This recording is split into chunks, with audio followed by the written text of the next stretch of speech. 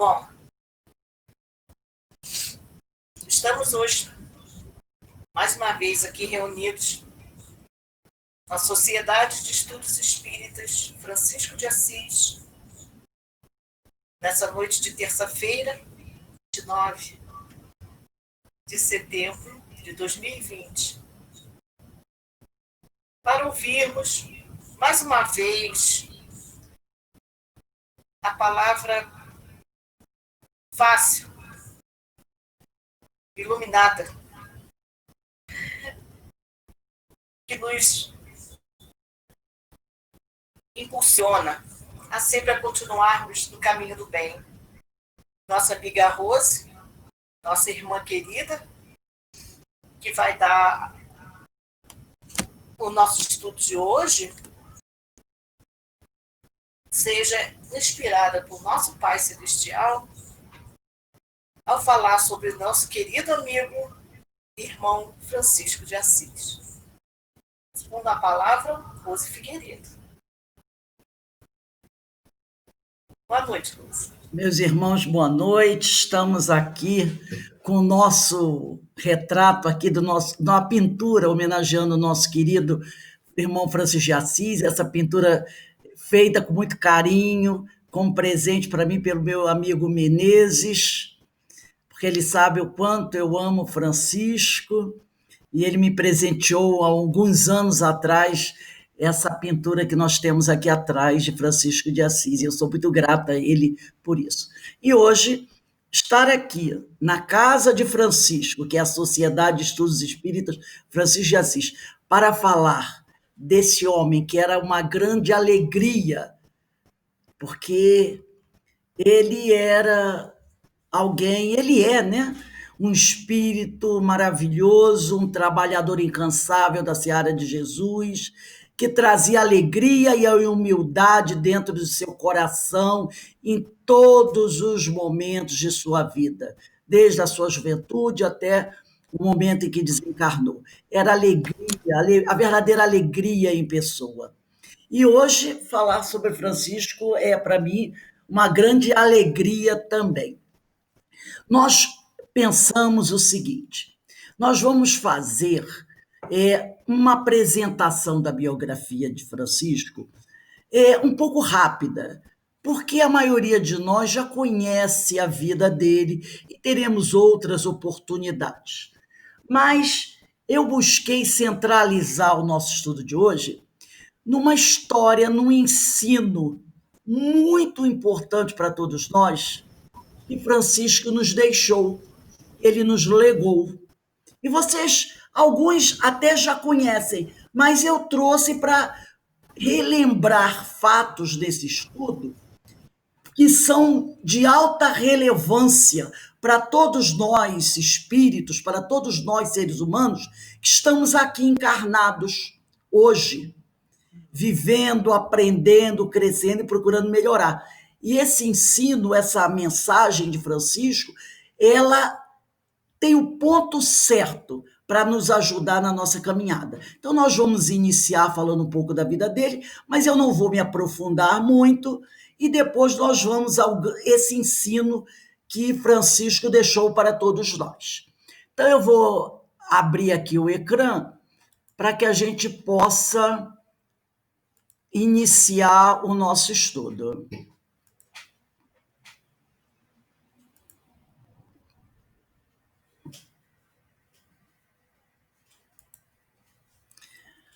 São Francisco de Assis, como ele ficou conhecido pelo mundo cristão, um grande trabalhador de Jesus, que continua trabalhando incessantemente, buscando auxiliar toda essa humanidade na sua caminhada, buscando a luz, buscando a autoiluminação.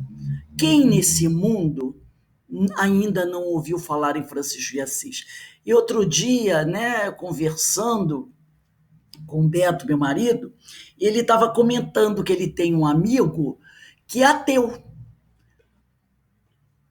É um primo, né? Ele é ateu, mas tem um respeito profundo por São Francisco de Assis. Então, Francisco tem essa capacidade de mostrar-se até para aqueles que não acreditam em Deus e receber desses esse respeito, esse amor.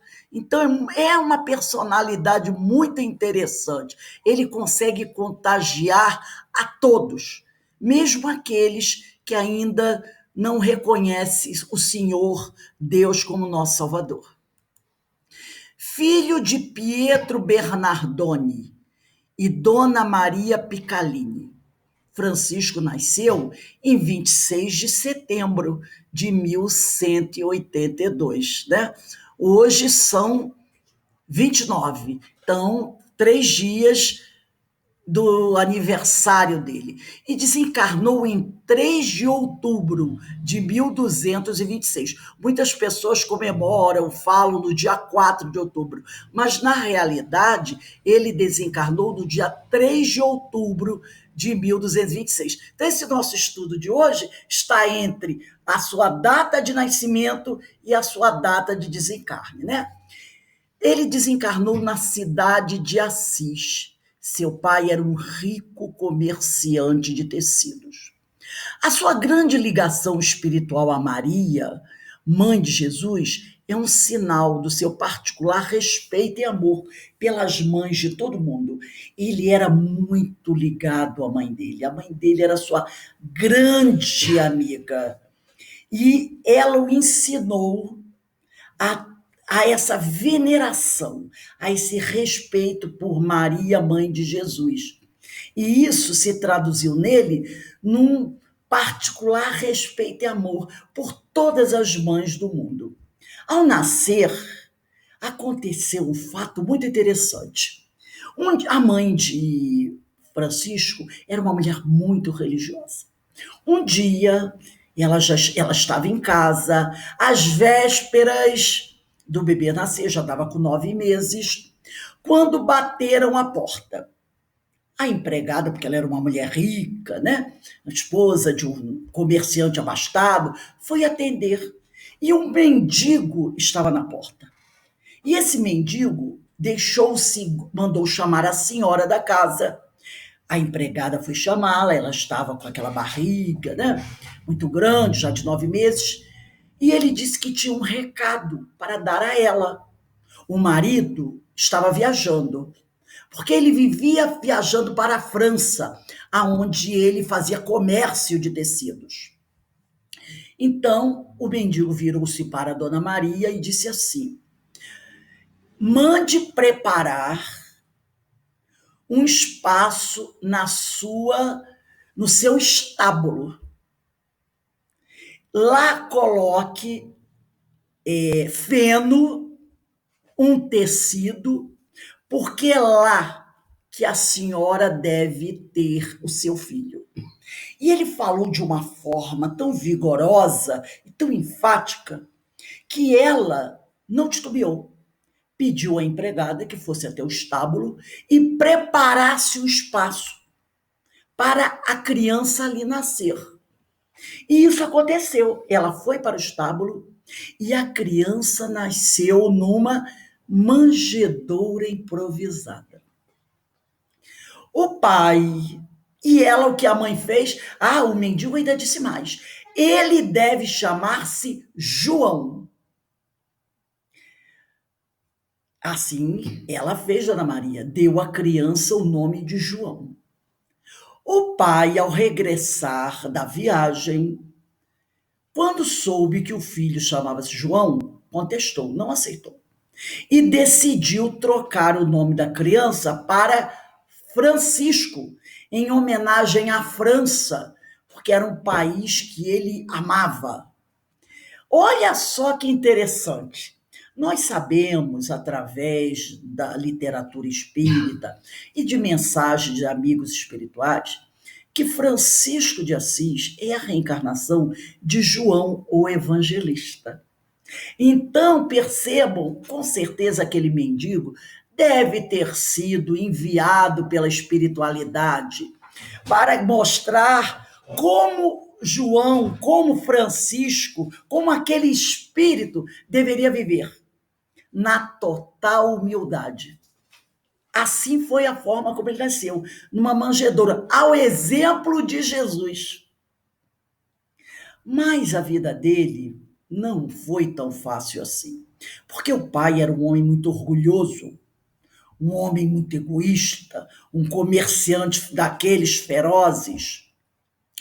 E a relação de Francisco com o pai não foi um exemplo, não foi amorosa, foi bastante difícil.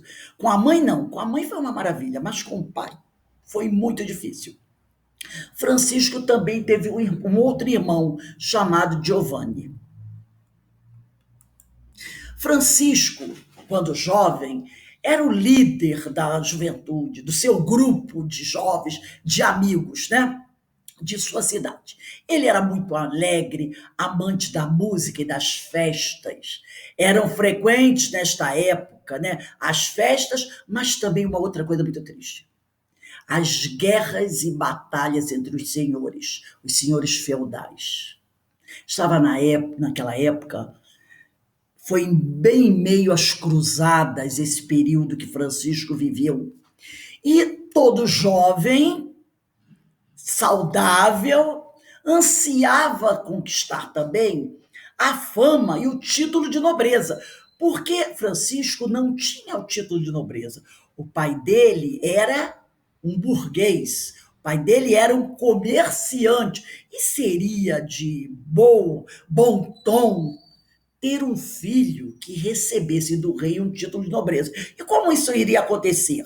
Se o jovem fosse à guerra, voltasse de lá como um herói, com certeza, ou o pai com dinheiro, os pais com dinheiro, compravam um título, porque muitos dos títulos eram comprados, ou, dependendo das suas conquistas durante a guerra, ele poderia até receber um título do próprio rei. E ele, Francisco, como todo jovem, ansiava conquistar também a fama e esse ambicionado título de nobreza que todos os jovens ali corriam atrás. No ano de 1201, Francisco partiu para uma guerra com os senhores feudais. Ele conseguiu se inscrever lá e foi junto para uma dessas guerras. Durante os combates, ele caiu prisioneiro. Foi levado para a prisão de Perúgia, onde permaneceu lá longos e gelados meses. Não foi fácil. Foi torturado, ficou doente. Tudo aquilo que ele não imaginava acontecer, aconteceu com ele durante esse período em que ele esteve prisioneiro. O clima insalubre da prisão, imagine como não eram essas prisões. Muitas delas eram no subterrâneo, prisões terríveis, onde torturas, amputações eram causadas nos prisioneiros. Qualquer coisa que um prisioneiro reclamasse, falasse, normalmente era amputado uma mão, um braço. Eram terríveis. Torturas daquelas que nem queremos imaginar. E ele ficou muito doente, afinal era um jovem rico que não tinha uma preparação militar adequada. Então, o corpo dele não foi desenvolvido ao longo da vida através dos jogos de guerra. Então, ele sentiu muito toda aquela situação de estar prisioneiro numa situação muito difícil, naquelas prisões horrorosas, né? Quando ele se recuperou da doença, ele não era mais o mesmo. Francisco estava abatido, adoecido, magro, cansado. E a verdade é que a humilhação e o sofrimento na prisão, o enfraquecimento causado pela doença, provocaram nele profundas mudanças. Mas esse foi o caminho de Deus para entrar mais profundamente em sua vida. Porque foi preciso traumatizar o corpo para que a alma ficasse receptiva à mensagem do Senhor. Então a gente percebe que Deus, ele tem caminhos que nós muitas vezes ignoramos para chegar a alguém. E era preciso tocar João, porque era um espírito de grande envergadura moral. Aquele que no passado caminhou ao lado do Senhor. O último dos apóstolos a desencarnar. E o único que não desencarnou sob tortura, morreu de morte natural. Então, era preciso fazer algo para mexer daquele jovem, tirá-lo daquela vida que ele levava, voltada aos prazeres, e chamar a sua atenção para Deus. E esse enfraquecimento físico levou ao fortalecimento do espírito, que começou a refletir e a perceber a leviandade dos prazeres mundanos e da vida que ele levava anteriormente. Aí então, o pai de Francisco, passado já muito tempo, conseguira reunir uma quantia, uma soma em dinheiro bastante substancial. E conseguiu pagar o resgate. Porque como ele era um jovem rico, normalmente isso acontecia. Aqueles que aprisionavam os filhos da nobreza, ou jovens ricos, filhos de grandes comerciantes, esses mandavam avisar as famílias da prisão de seus filhos e cobravam resgate. O pai de Francisco, ao saber que o filho estava preso, pagou o resgate e trouxe seu filho de volta. Mas Francisco ainda estava, não havia ainda aderido totalmente à ideia de mudar de vida. Ele já estava, mais ou menos balançado. Mas aquela ideia de conquistar um título de nobreza, das grandes aventuras militares, ainda estava na sua cabeça. Então, o que ele faz?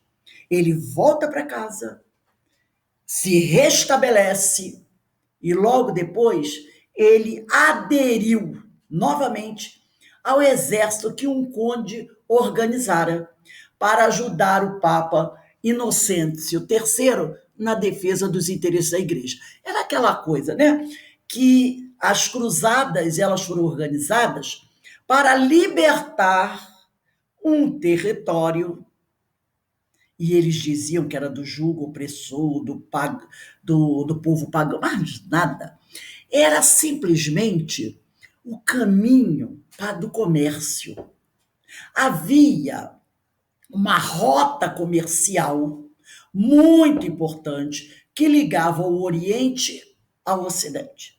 E toda essa rota comercial foi tomada pelos povos do Oriente. E a igreja que realizava um grande comércio, assim como os senhores feudais europeus, queriam libertar essa rota, queriam essa rota livre para que eles pudessem continuar a fazer o seu milionário comércio. Só que os orientais não permitiam. E uma guerra terrível se estabeleceu pela luta por essa rota. Só que eles diziam que faziam isso para libertar a terra sagrada do jugo do opressor. Mas por trás disso haviam muitos cifrões e cifrões. E Francisco, mais uma vez, participa de uma dessas cruzadas para tentar, quem sabe, a sua grande aventura militar. Mas ele já estava um pouco mudado. E antes de partir, num impulso de generosidade, Francisco cedeu a um amigo mais pobre, que ia também para a guerra, seus ricos trajes e a armadura caríssima que havia preparado para si. Quando ele faz isso, ele tem um sonho numa noite. Nesse sonho, ele viu um castelo repleto de armas destinadas a ele e a seus amigos. Muito interessante o sonho, né? Ele viu muitas armas nesse castelo, mas não eram só para eles. Também era para os seus amigos, seus companheiros de aventuras. Ao chegar ao povoado de Spoleto, Deus tornou a lhe falar em sonhos. Ele teve um outro sonho, né? Só que esse sonho, agora, com maior clareza, muita clareza, de modo que ele reconheceu a voz divina. Na realidade, o que ele deve ter reconhecido como espírito foi a voz de Jesus. Porque em reencarnação passada, ele havia sido um discípulo de Jesus. Havia caminhado pelas estradas, de cidade em cidade, ao lado do Mestre Jesus. Ouvira muitas vezes os sermões de Jesus, os sermões em público, os ensinos na intimidade, quando Jesus se reunia com seus discípulos, e aquela voz, com certeza, ficara gravado no seu inconsciente. Era uma voz que ele nunca mais esqueceria. A voz do seu mestre com que ele conviveu ao vivo e a cores, durante alguns anos na Terra. Caminhou pelas estradas ao lado, aprendeu com Jesus e assistiu todo o Calvário de Jesus até a cruz. E o último homem com quem Jesus falou enquanto estava encarnado, quem foi? João. Foi o último homem com quem Jesus falou quando ainda estava encarnado. Jesus olhou para ele e disse: homem, eis a sua mão, a mãe. Mãe, eis seu filho. Foi o último homem na terra que ouviu a voz de Jesus quando encarnado. Será que alguém esqueceria essa voz? Claro que não. Claro que não. E a voz que ele reconheceu dizia: a quem queres servir? Ao servo ou ao Senhor? Francisco respondeu: ao Senhor, é claro. A voz tornou a lhe falar: por que insiste então em servir ao servo? Se queres servir ao Senhor, retorna a Assis, lá te será dito o que deves fazer. Francisco estava buscando apenas a glória humana e passageira. Começou então a sua longa busca e a longa espera. O que Deus quer de mim? O que Ele quer que eu faça? Ele começou a se perguntar. Um dia entrou para rezar. Ele estava caminhando por um bosque e viu uma pequena capela, já caída, né, em ruínas. E ele entrou para rezar e meditar na pequena capela de São Damião. Estava ajoelhado em oração aos pés de um crucifixo bizantino, que a piedade popular ali venerava, quando uma voz lhe falou: Francisco, vai e reconstrói a minha igreja que está em ruínas. Não percebendo ainda o alcance desse chamado e percebendo que aquela igrejinha estava precisando de reforma, ele ainda não tinha condições de perceber qual o verdadeiro significado dessa frase: Francisco vai e reconstrói a minha igreja que está em ruínas. Ele regressou rapidamente a Assis. Procurou a casa de seu pai, abriu mão dos seus bens. Tem aquela cena em que ele arranca a roupa, fica nu, entrega tudo aos pais, né? E decidiu viver na pobreza, a serviço de Deus, espalhando como semente de luz a palavra divina. Buscou seus amigos de infância. Lembra que ele teve um sonho onde viu um castelo cheio de armas? E aquelas armas não eram só para ele, eram para ele e para seus amigos. Armas, não mais as armas que matam, mas outro tipo de arma. As armas que edificam. Então ele fez correndo, foi buscar seus amigos de infância. Reuniu um grupo deles e juntos iniciaram a reconstrução da igrejinha. E durante essa reconstrução, eles aprenderiam uma nova maneira de sentir Jesus e viver as verdades de Deus. E mais tarde ele vai entender que igreja era aquela que Jesus pediu a ele que reconstruísse. Não mais uma igreja de pedras, mas a verdadeira igreja de Deus. Foi um aprendizado que ele e seus amigos fizeram com o tempo, utilizando agora as verdadeiras armas, que são o amor, a humildade e a vontade de servir ao Pai. Essa era a parte da biografia que eu trouxe de Francisco para nós. Mas eu também trouxe uma história que ficou marcada para toda a humanidade. Uma história contada por Francisco. Alguns dizem que o fato foi verídico, outros dizem que não foi, não importa. O que importa é a mensagem dessa história, que todos nós vamos conhecer agora, aqueles que ainda não conhecem. Francisco e o Lobo de Gúbio. Gúbio é uma pequena cidade. E a história é linda e traz ensinamentos maravilhosos para todos nós. Então vamos conhecer um pouquinho a história de Francisco e o Lobo de Gúbio. Gúbio, uma cidade na Úmbria, estava tomada de grande medo e pavor. Na floresta da região vivia um grande lobo, terrível e feroz, o qual não somente devorava os animais como os homens, de modo que todos do povoado estavam apavorados. Um povoado pequeno e um lobo feroz, terrível, estava à espreita do povoado. Todo aquele que de repente caísse na distração poderia se tornar vítima do terrível lobo. Normal estarem todos com medo. Por isso, cercaram a cidade com altas muralhas e reforçaram as portas. Afinal, precisamos evitar que o lobo nos ataque. Afinal, somos cidadãos de bem e não podemos ficar à mercê desse lobo terrível. E todos andavam armados quando saíam da cidade, como se fossem para um combate. Afinal, o mal estava lá fora, à espreita dos bons cidadãos, cumpridores das suas obrigações. Certa vez, quando Francisco chegou naquela cidade, porque Francisco caminhava pelas estradas, estranhou muito o medo do povo.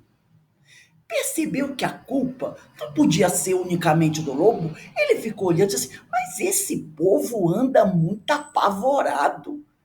Um medo terrível? Será que esse medo todo é por causa de um lobo? Será que um lobo pode causar uma tristeza dessa? Uma paura como dessa? Um terror desse?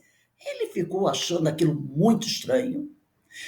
Havia no fundo dos corações uma outra causa, que era tão destrutiva como parecia ser a causa do lobo. Mas ninguém dizia, ninguém contava, ninguém abria o coração para falar de que medo era esse que as pessoas tinham. Mas o lobo virou o bode expiatório. Logo, Francisco ofereceu-se para ajudar. Ele disse, não podemos continuar assim. Uma cidade prisioneira por causa de um lobo? Não aceito que todos estejam tão apavorados assim. E ele resolveu sair ao encontro do lobo, destemido, sozinho, desarmado. As armas de Francisco eram o amor e a sua alegria, mas cheio de simpatia e benevolência pelo animal. E como diziam as pessoas, na força da cruz. Lá ia ele, pelas estradas, alegre, cantando e pensando, lobo, É criatura de Deus, não posso temer o lobo. O perigoso lobo, de fato, que estava na floresta em volta da cidade, ao ver aquele homem caminhando pela estrada, ora, pensou, mais uma vítima. Foi ao encontro de Francisco, raivoso, de boca aberta, pronto para devorá-lo. Afinal, ele estava ali para isso. Mas, quando o lobo percebeu as boas intenções de Francisco e ouviu como este se dirigia a ele como a um irmão, cessou de correr e ficou muito surpreendido. Aquele homem era diferente do resto do povo da cidade. Afinal de contas, quando o povo ia para a floresta para fazer alguma coisa, iam todos armados até os dentes. E ele, lobo, ficava à espreita. Afinal, fogo se combate com fogo. Mas aquele homem não. Um homem andando pela floresta, olhando para os pássaros, beijando e cheirando o perfume das flores, cantando, porque Francisco adorava cantar, conversando, falando sozinho, porque Francisco falava sozinho quando caminhava pelas estradas. Ele falava com o sol, ele falava com as estrelas quando caminhava à noite, ele falava com os pássaros, ele falava até com a cobra. Imagine, é muita loucura conversar com uma serpente, mas Francisco conversava e ainda dizia, irmã cobra, imagine, o lobo ficou ali, estranho, mas ele percebeu que aquele homem emitia uma energia diferente daqueles outros. E percebendo as boas intenções de Francisco, percebeu como ele se dirigia a ele, sem medo. Né? Como se o lobo fosse um irmão. E ele cessou de correr e ficou ali, surpreendido, observando aquele homem que muitos chamariam de louco. As boas vibrações de Francisco anularam a violência que havia no irmãozinho lobo. De olhos arregalados, o lobo viu que esse homem o olhava com bondade. Pela primeira vez, alguém olhava para ele, o lobo, com um olhar meigo, com um olhar amoroso, despido de total violência, de qualquer sentimento de agressão. Ele ficou achando tudo aquilo estranho, mas, apesar de ser estranho, era bom. Era muito bom aquela energia que vinha daquele homem. Francisco, então, falou para o lobo, porque Francisco falava com os animais, apesar de muita gente que achar que ele era maluco. Irmãozinho lobo, quero somente conversar com você, meu irmão. E caso você esteja me entendendo, levante, por favor, a sua patinha para mim. Ora, o lobo, né, estava no céu, nunca havia provado daquilo. Era uma maravilha. Que homem era aquele? Que sensação agradável ele estava sentindo. Porque quem não gosta de ser bem tratado? Claro que o lobo gostava, todos nós gostamos. O irmãozinho lobo, então, perante tão forte vibração de amor e carinho, perdeu toda a sua maldade, se desarmou, levantou confiante a pata da frente e calmamente a pôs na mão aberta de Francisco, a mão que Francisco havia estendido para ele pela primeira vez. Volto a dizer, alguém havia esticado a mão para aquele lobo que havia sido feroz. Era o ex-lobo feroz. Agora ele estava ali, confiante. Sabia que aquele homem não queria fazer mal a ele. E aí deixou-se envolver, deixou-se tocar, deixou-se abraçar. Só Francisco mesmo conseguiria tal coisa. Seu coração era imenso. Então Francisco disse-lhe amorosamente: querido irmãozinho lobo, vou fazer um trato com você. De hoje em diante, vou cuidar de você, meu irmão. Você vai morar em minha casa, vou lhe dar comida e você irá sempre me acompanhar. E seremos sempre amigos. Que coisa maravilhosa! Era tudo que o lobo sonhava.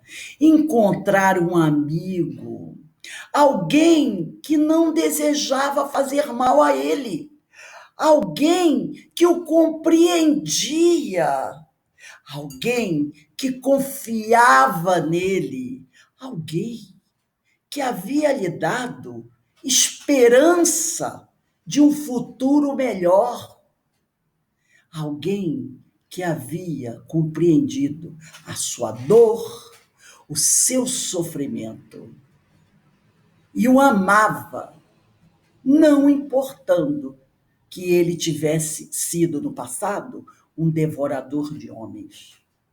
Seremos sempre amigos. Você, por sua vez, também será amigo de todas as pessoas desta cidade, disse Francisco para o lobo. Pois de agora em diante você terá uma casa, comida e carinho. Sendo assim, não precisará mais matar nem agredir ninguém para sobreviver. Você vai receber atenção e carinho e vai também dar atenção e carinho, com a promessa de nunca mais lesar nem homem nem animal.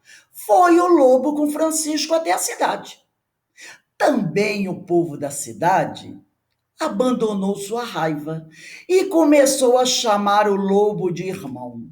Prometeram dar-lhe cada dia alimento, carinho, tudo que ele precisava, porque o povo percebeu que o lobo era igual a eles, alguém que queria ser bem tratado, que tinha também necessidades como eles. E confiando em Francisco, todo o povo passou a cuidar do lobo.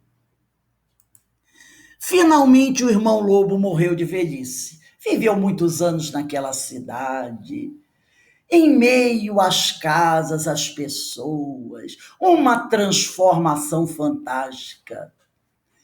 E todos na cidade choraram, sofreram com a partida do lobo. Ainda hoje se mostra em Gúbio um sarcófago feito de pedra, no qual dizem os ossos do lobo lá estão depositados e guardados com grande carinho e respeito durante séculos. Será a história verdadeira ou não? Não sabemos. Mas o que importa se ela é verdadeira ou não? Que mensagem essa história traz para todos nós? Vamos tentar entender melhor. A história do lobo de Gúbio chama-nos, sem dúvida, à reflexão. Quantas vezes deparamos-nos com irmãozinhos um tanto agressivos, nervosos, impacientes, chegando mesmo a nos agredir com palavras ásperas, levando-nos a decepções e amarguras. Quantas vezes? Quantos lobos nós já não encontramos pelo caminho? Eu pergunto, será que nós também, muitas vezes, não somos lobos para alguém? Então a mensagem não é apenas para o lobo que anda na rua, mas também essa mensagem pode ser para o lobo que nós vemos ao ficarmos de frente para o espelho. Nervosos, agressivos, impaciente, muitas vezes usando palavras ásperas para se dirigir ao outro, levando decepção e amargura ao nosso irmão, ao nosso semelhante. O nosso mundo atual está cheio de lobos. Como tratar desses lobos? É a pergunta que muitos de nós fazemos. Como tratar do lobo que habita dentro de nós e que às vezes é tão feroz que chega a machucar a si próprio? Se pararmos para pensar e refletir, talvez cheguemos à triste conclusão de que esteja ocorrendo com eles o mesmo acontecido com o lobo de Gúbio. Ele, o lobo, acuado, com fome, sem receber compreensão e carinho, respondia também da mesma forma, com medo, ódio e agressividade. Porque cada um, normalmente, dá aquilo que recebe. Como será que nós estamos tratando os nossos semelhantes? Será que nós estamos respeitando aqueles que aparentam ser diferentes, que pensam diferentes de nós?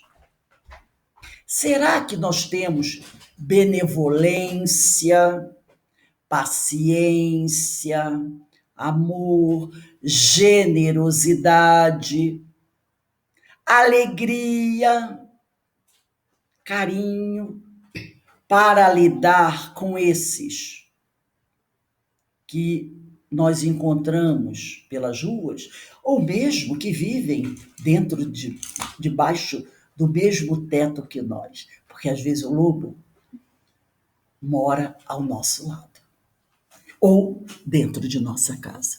Como será que estamos lidando com eles? Que tipo de lobo eu posso estar sendo nesse momento para os meus familiares, para os meus amigos? Então nós precisamos refletir. Quando encontrou-se frente a frente com o amor e a paz defendidas por Jesus em seu evangelho, e personificada, vivida e exemplificada por Francisco de Assis, o lobo não teve outra reação, senão a de recuar em suas agressões, e respondeu também com carinho e compreensão, passando de inimigo a companheiro e amigo de todos.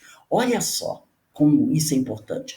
Quando encontrou-se frente a frente com o amor e a paz, defendidas por Jesus em seu evangelho, e personificada, vivida e exemplificada por Francisco de Assis. Não havia nesse momento mais chance para o lobo mau. Não havia mais chance para ele, porque ele não podia ter outra reação, senão a de ceder, recuar em suas agressões. E aí ele respondeu com carinho e compreensão, e deixou de ser o inimigo, o adversário, a ameaça, e se tornou amigo de todos. O que é o inimigo? Porque eu poderia perguntar, quem é o inimigo? Mas nós não estamos personificando o inimigo. Então nós perguntamos, o que é o inimigo?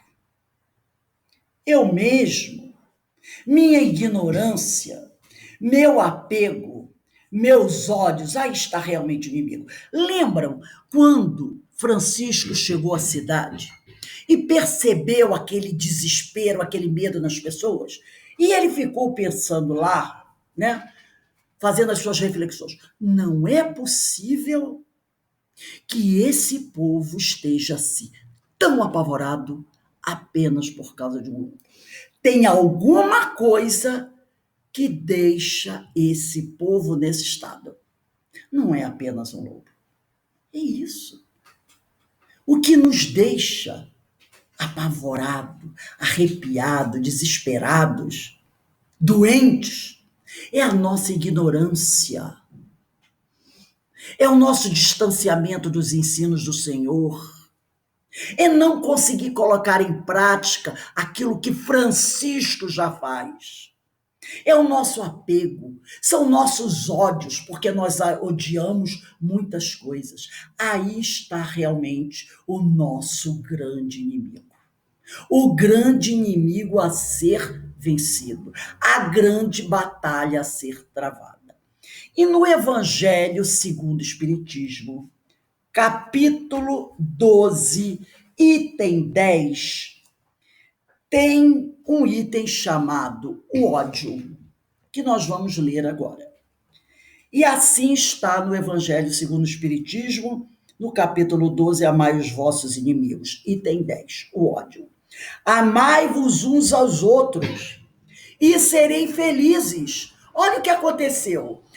O povo da cidade passou a amar o lobo e o lobo passou a amar o povo da cidade. Todos foram felizes. Tomai, sobretudo, a peito amar os que vos inspiram indiferença, ódio ou desprezo. O Cristo que deveis considerar modelo deu-vos o exemplo desse devotamento. Missionário do amor, ele amou até dar o sangue e a vida por amor. Penoso vos é o sacrifício de amardes os que vos ultrajam e perseguem. Mas precisamente esse sacrifício é que vos torna superiores a eles. Se os odiasses como vos odeiam, não valerias mais do que eles. Amá-los é a hóstia imácula que ofereceis a Deus na ara dos vossos corações, hóstia de agradável aroma e cujo perfume lhe sobe até o seio. Não esqueçais, meus queridos filhos, que o amor aproxima de Deus a criatura e o ódio a distancia dela. Fénelon Bordeaux, 1861. E é isso que aconteceu.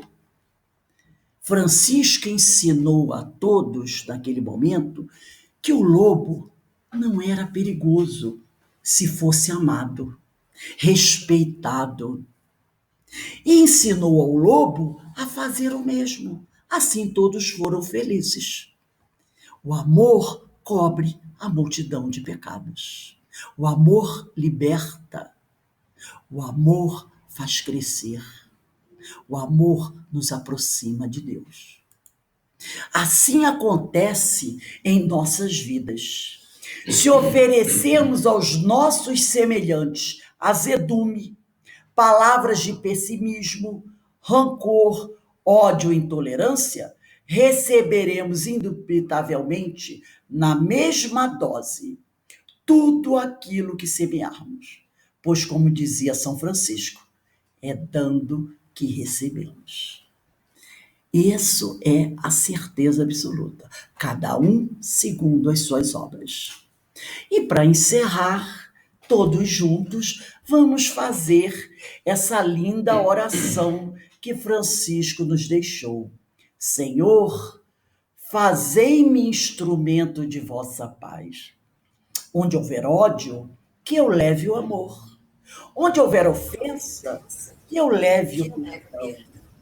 Onde houver discórdia, que eu leve a união. Onde houver dúvida, que eu leve a fé. Onde houver erro, que eu leve a verdade. Onde houver desespero, que eu leve a esperança. Onde houver tristeza, que eu leve a alegria. Onde houver trevas, que eu leve a luz. Ó Mestre, fazei que eu procure mais consolar que ser consolado, compreender que ser compreendido, amar que ser amado, pois é dando que se recebe, é perdoando que se é perdoado, e é morrendo que se vive para a vida eterna. Então, meus irmãos, que todos nós possamos procurar nos tornar amigos dos lobos que se aproximarem de nós, porque aí nós estaremos vivenciando o verdadeiro evangelho de nosso Senhor Jesus Cristo. Aqui eu deixo um beijo no coração de todos vocês, meus irmãos. Que não sejamos mais uns lobos dos outros, mas sim amigos, para sempre amigos, como nos ensinou Jesus e como nos ensina Francisco em toda a sua trajetória de vida.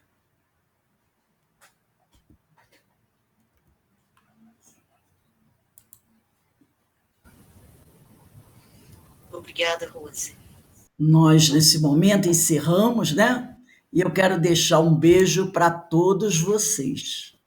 Francisco realmente é um grande exemplo para todos nós. Um grande amigo, um grande irmão. É isso aí. Obrigada, tá? A palestra. Boa noite, fiquem todo mundo em paz, viu? Boa noite para todos. Agora vamos, a nossa irmã Ideína fará a nossa prece de encerramento. Farei sim. Com muito amor. E nesse momento, elevando o nosso pensamento a Deus, agradecendo esse grande companheiro, pela oportunidade de estarmos aqui reunidos, em seu nome, sim, que nos está dando essa grande oportunidade. São Francisco de Assis, que agora passamos a conhecê-lo melhor, que possamos ser dignos de tudo que tem nos ensinado. Agradecendo a Deus, ao Mestre Jesus e à Mãe Santíssima de Nazaré, a qual pedimos que embale tantos irmãos nossos necessitados no seu manto de amor, Senhora. E em agradecimento a Deus por esta caminhada, que sejamos dignos, Senhor, hoje, agora e sempre. Que assim seja. Graças a Deus. Bem, meus irmãos, que possamos aqui, todos nós, aproveitarmos bem essa lembrança do Lobo de Gúbio para buscarmos nos tornar mais amigos dos nossos semelhantes.